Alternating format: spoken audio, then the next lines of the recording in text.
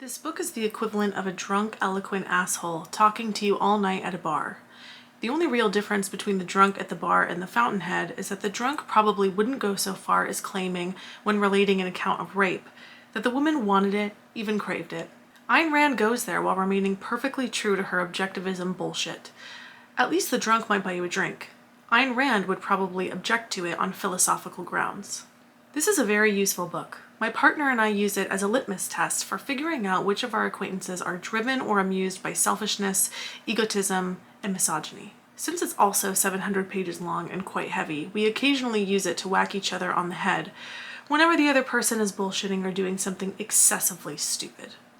On May 7th, 1943, Bob Merrill would go on to publish what would become Ayn Rand's first literary success, The Fountainhead. Although critical reception was mixed and sales were initially low, the novel would gain enough popularity through word of mouth to eventually become a bestseller. Today, The Fountainhead has been translated into over 30 languages, has sold over 10 million copies, has inspired both film and stage adaptations, and remains one of the most controversial texts in print. But why? Before continuing, a disclaimer. There will be spoilers in the following synopsis, discussion, and book review. Additionally, The Fountainhead tends to spark intense debate and also depicts some uncomfortable scenes of sexual violence. If this is triggering to you, then please proceed with caution. Also, if I seem slightly more rushed or irritated than usual, it's because I'm actually refilming and reorganizing and condensing this video so that it will finally upload properly. Without further ado, let's review. The Fountainhead spends over 700 pages and 4 parts detailing the journey of the independent, uncompromising, and visionary architect Howard Roark through his relationships with other acquaintances. While Howard Roark is exceptionally talented, values independence and originality, and vehemently defends his devotion to integrity and principle, his journey as an architect is not an easy one. Roark is rejected a lot. He is expelled from architecture school, refusing to abandon his freedom to design more modern works as compared to the more tired or historical ones that were expected of him. He is rejected from architecture firms for those very same reasons, forcing him into prolonged periods of poverty and having to do intense manual labor anonymously. And he is constantly critiqued and blacklisted by the media, which bends to the corporate and collectivist mindset. Peter Keating, on the other hand, Roark's former educational peer and roommate, is precisely the opposite.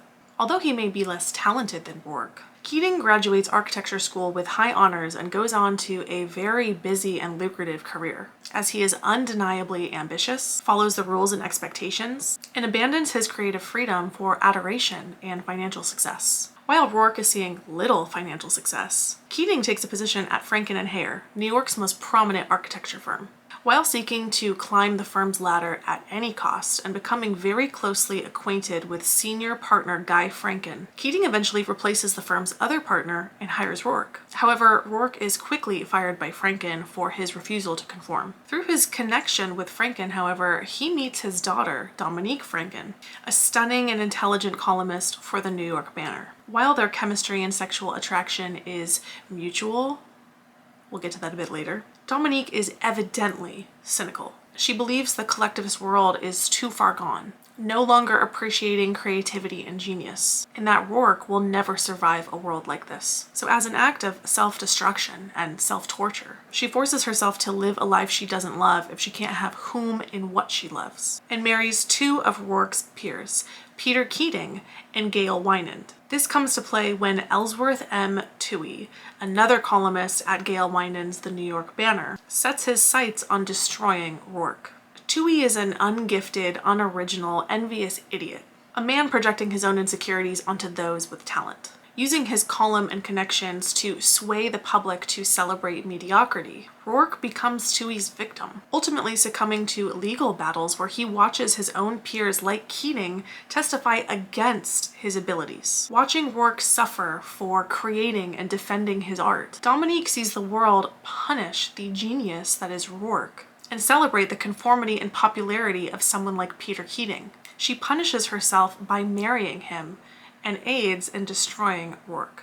Although Gail Wynand, the owner and editor-in-chief of the New York Banner, is not as malicious and conniving as Toohey is, his story is somewhat tragic. Talented, no doubt, and running an exceptionally successful publication, Wynand has all the criteria for greatness, but ultimately allows his newspaper to be used to influence the masses, lacking the integrity and ethics needed for life's significance. As another act of self-torture and degradation, Dominique offers to sleep with Wynand in exchange for Keating's inheritance of an important commission. And in that process, Wynand actually falls for her, leading to a subsequent divorce and their eventual marriage. Completely unaware of Rourke's prior and sexual relationship with his new wife, Wynand actually hires him to design their future home, as he genuinely loves Rourke's prior architectural works. Wynand and Rourke end up becoming good friends. Once the high and mighty architect Peter Keating is now on the decline and desperate for a new large commission, an affordable housing project. Landing the commission with the help of Toohey's influence and connections, Rourke agrees to help Keating with the design anonymously as long as he agrees to build it exactly as he designed. Keating agrees. However, when Rourke returns from a lengthy vacation with Wynand, he feels betrayed, seeing what he views as a monstrosity, his building's vision altered. Rourke dynamites the building as he would rather see it destroyed than standing as it is. Because this is literally a crime, Rourke is arrested and is forced to stand trial. Despite his past in caving to the masses, Wynand uses his newspaper to try to sway public opinion in Rourke's favor. However, he fails miserably, inevitably having to turn on his friend to save the publication from going under. In trial, Rourke not only represents himself, but delivers a powerful speech on the importance of individualism and ego, the freedom to create without interference, and defends the act of dynamiting the affordable housing project as an act of integrity. Rourke is found not guilty. The novel closes at a construction site, the Wynand Building, a skyscraper monument dedicated to human achievement, designed by Rourke and commissioned by Wynand. Dominique meets her husband there, Howard Rourke. That was a very condensed synopsis of an incredibly long novel. The key to reading The Fountainhead is understanding its use of vehicular characters to represent objectivism. In author, yes, Ayn Rand was a philosopher at her core, coining the term and philosophical system known as objectivism, where reality exists independent from human perception. Knowledge is only found through reason, logic, and rationality. Altruism is self-disrespect and self-sacrifice. And human ego and self-interest and the pursuit of one's own happiness is life's true moral obligation. Howard Rourke is the ideal man, the individualist free to create from his own ego, forgoing any preoccupation with adoration or fame. He is the fountainhead of human progress. Peter Keating is the second-hander, the man whose entire identity is wrapped around how others perceive him. He is ruthless in the pursuit of his success, which will only ever come as being superficial. Dominique Franken is the idealist, tortured by her own cynicism and self-sabotage. Ellsworth Toohey is the collectivist, the guy who never could so breaks the ones that can. And Gail Wynand is the influence and power of media corruption. No man can live for another. He cannot share his spirit just as he cannot share his body. But the second-hander has used altruism as a weapon of exploitation and reversed the base of mankind's moral principles. Men have been taught every precept that destroys the creator. Men have been taught dependence as a virtue. The man who attempts to live for others is a dependent. He is a parasite in motive and makes parasites of those he serves. The relationship produces nothing but mutual corruption. It is impossible in concept. The nearest approach to it in reality, the man who lives to serve others, is the slave. If physical slavery is repulsive, how much more repulsive is the concept of servility of the spirit? Men have been taught that the ego is the synonym of evil, and selflessness the ideal of virtue. But the creator is the egotist in the absolute sense, and the selfless man is the one who does not think, feel, judge, or act. These are functions of the self. Given Rand's childhood and family's history, her dedication to individualism and extreme self-interest is not surprising. Born in 1905 in St. Petersburg, Russia, to a Jewish family, Rand saw how collectivism disrupted her family's life firsthand. With the Bolsheviks seizing and nationalizing their family's pharmacy, the subsequent fleeing to Crimea, and the treacherous and starving conditions when returning back to Russia in the early 1920s. There is no doubt where Rand's vehement detestation for collectivism and socialism stem from. nor her later atheistic views. However, the problem that arises with her philosophies, especially with how they are portrayed in the Fountainhead, is not only in their extremity, but in their black and white or all or nothing type of application. It completely denies the nuance of the human experience. A person can value individualism and the dedication to principle without justifying blowing up a building. We also, unfortunately, have to discuss the most controversial, highly debated, and problematic scene in the novel. I will try to make it brief. During one of the prolonged periods of Rourke's unemployment and subsequent anonymous labor work for Guy Franken, Rourke meets his daughter Dominique. Immediately upon their meeting, there is intense, almost diabolical, sexual chemistry and tension and attraction, and essentially Dominique is flabbergasted that somebody like Rourke can exist, and she is fighting the urge to recognize that he does. Rourke then proceeds to break into her home and bedroom at night, where he violently attacks her and forces sex. Dominique is described as being absolutely terrified, shaking, protesting both aloud and physically, until she is frozen on the bed, silent, forced to submit, only to realize after the act is finished that it is exactly what she wanted. Naturally, this scene makes many readers very uncomfortable. Ayn Rand defended this scene herself, saying that Rourke did not rape or sexually assault Dominique because her consent was heavily implied and hinted at through her advances, and that her and Rourke are both intelligent enough and enough of a match to understand this. While this may be true in terms of the author's intention with the scene, and it is written this way in the novel following the sexual act, the truth is this fits the modern definition of rape. Consent cannot be retroactively given. And unless Ayn Rand's novel is fantasy or science fiction, or she knows something that we don't about the telepathic communications between Dominique and Rourke, there is no way for Rourke to know this. He doesn't know her. It is clear that Ayn Rand does not understand the concept of consent well, at least how we define it today. So with all that being said, I don't really know what to say about this scene in terms of what it does for the book. Firstly, Ayn Rand suggested that she actually projected parts of herself onto the character of Dominique Franken, specifically the cynical and tortured nature of being disappointed and frustrated by society's constant adoration of mediocrity and rejection of genius. But it becomes pretty clear when reading the novel that Ayn Rand may have projected more than just that. Howard Rourke is not just the ideal societal man, he is the perfect man. And the Fountainhead at times almost reads like an Ayn Rand diary entry of the man she wishes she had. And so these violent sexual encounters kind of feel like the author's opportunity to bring her own fantasies to life. While there isn't necessarily anything wrong with this, it's a little strange, feels out of place, and ultimately it detracts from the potential teachings of the book. There are literal discussion boards dedicated to discussing whether or not this is an example of sexual assault. This is one of the first scenes that comes to readers' minds when discussing the Fountainhead, even above the climax of the novel where there is a blowing up of a building followed by Rourke's infamous speech. And the only notable female character in the novel is consistently degraded at the hands of others and of herself into submission, the very thing Rourke and the philosophy of objectivism fight against. And the subsequent sexual relations between these two characters serves as character development at best. And there are many other ways that this could have been exemplified that would have added something to the philosophies. Moving on. In terms of character development throughout the rest of the novel, many readers find the characters two-dimensional, unrealistic, and severely lacking in nuanced depth required by a human.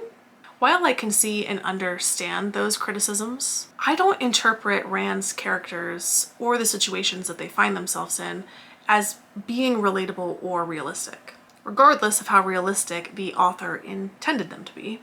To me, they really just serve as vehicles to perpetuate her philosophy. The problem I have with a lot of her characters is the contradictory nature to her philosophy. For example, Rourke, the man dedicated to integrity, the man who blows up a building, risking the lives of innocent people and ruining the hard work of others over principle, and the man who holds others to such a high standard, has no problem sleeping with Dominique when she is married to Peter Keating, the man that he feels betrayed him over the affordable housing project, and has no problem sleeping with Dominique when she's married to Gail Wynand, his friend. While one may argue that Rourke is actually perfectly exemplifying objectivism, pursuing his own happiness no matter the cost, he is still betraying the trust of his peers and seems to only care about integrity when it suits his path. Beyond characters, controversial sexual violence, and rigid philosophy, one of the more notable points of Rand's novel is its length.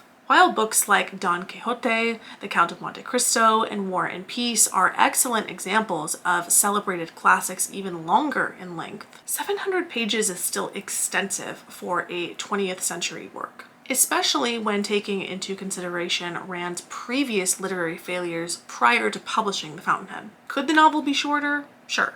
Would it be stronger if condensed and reorganized? Potentially. However, admittedly, the reading experience I found to be much less tedious than I had initially anticipated. The pages are long with microscopic text, but the pacing and structure of her sentences and dialogue kept the pages easily turning. He moved a chair for her, but when she sat down, he did not cross to sit behind his desk. He stood studying her professionally, appraisingly. His manner implied a self-evident necessity, as if his reason were known to her, and there could be nothing improper in this behavior. "You look like a stylized version of your own stylized version," he said. "As a rule, seeing the models of artworks tends to make one atheistic. But this time it's a close one between that sculptor and God." "What sculptor?" "The one who did that statue of you." But there is something exceptionally peculiar about her prose that needs to be discussed. I'm going to read you the novel's opening. Howard Rourke laughed. He stood naked at the edge of a cliff. The lake lay far below him. A frozen explosion of granite burst in flight to the sky over motionless water. The water seemed immovable, the stone flowing. The stone had the stillness of one brief moment in battle, when thrust meets thrust and the currents are held in a pause more dynamic than motion.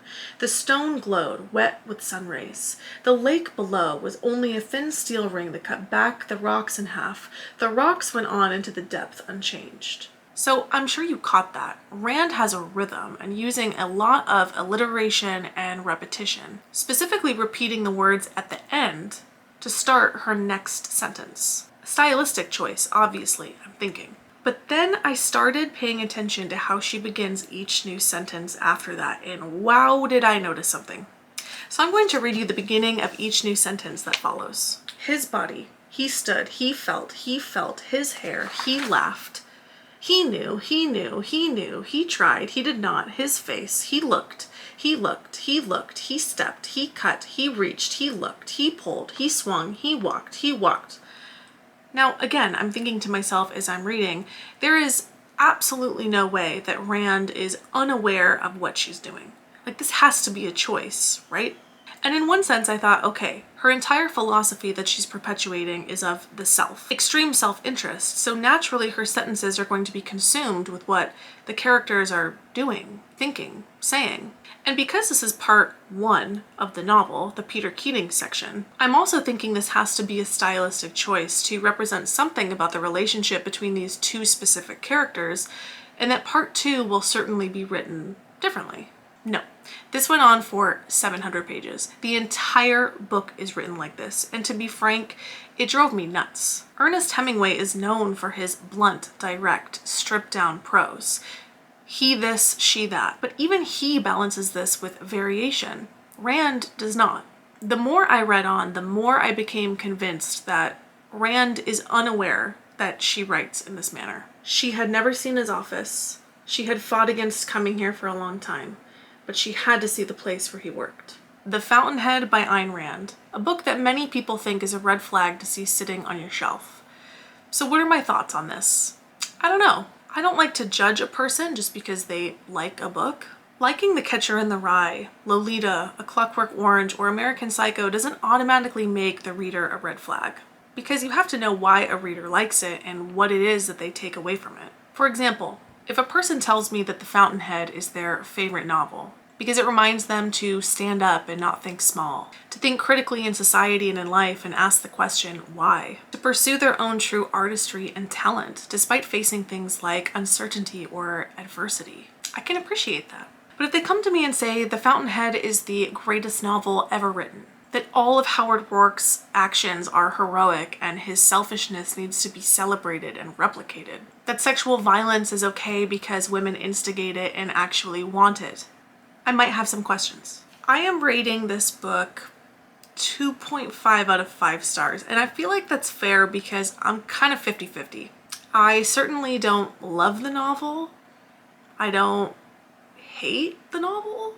I can see where the themes and philosophies may really appeal to and be important for teenagers to read, learning the importance of self-reliance, forming your own path, and relentlessly nurturing your skill without the interference of society's expectations. But I think the novel is heavily flawed. I don't particularly think Rand is as skilled in her prose as I would like her to be, and I just wish the more problematic and frankly sociopathic elements of the novel were either rewritten or just discarded completely. I am dying to know.